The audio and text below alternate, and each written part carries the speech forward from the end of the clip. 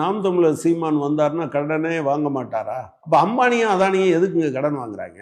என்ன பெரிய வளர்ச்சி? உலகத்திலேயே 2வது இடத்துல இருக்கக்கூடிய பணக்காரர் பணம் வாங்கலாமா, கடன் வாங்கலாமா? அதை யாரு திருப்பி செலுத்துறதுன்னு அவங்க கிட்ட கேளுங்க. இதை யார்? நாம் தான் தமிழர்கள் தான் திருப்பி செலுத்த வேண்டும். சீமான் அவர் பேசும்போது பல விஷயங்களை பேசுறாரு, அவங்க ஆட்களும் கைதட்டிட்டு போறாங்க. சும்மா உட்கார்ந்துருக்கவனுக்கு சோறு போடலாமா, 100 நாள் வேலை வேஸ்ட்னு பேசுறாரு. குழந்தைகள் இல்லாத வயதான ஒரு மனிதன் என்னங்க பண்ணும்? சாக விடலாமா? சாக விட்டுலாமா?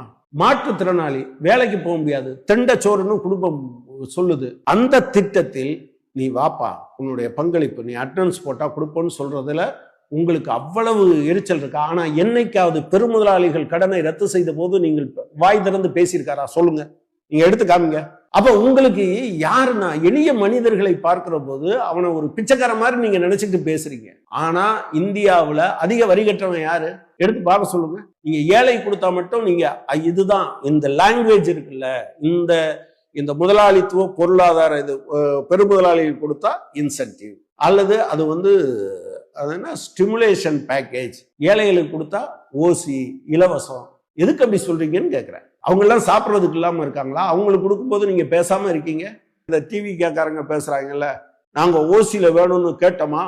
இந்த கேள்வியை பெருமுதலாளி கேட்கறது இல்ல. பெருமுதலாளி கொடுக்கும்போது ஏன்டா கொடுக்குறாங்கன்னு கேட்கறது இல்ல. சாதாரண ஏழை எளிய மக்கள், இன்னைக்கும் நீங்க எவ்வளவு பேர் இரவில் பட்டினியோடு போறாங்க?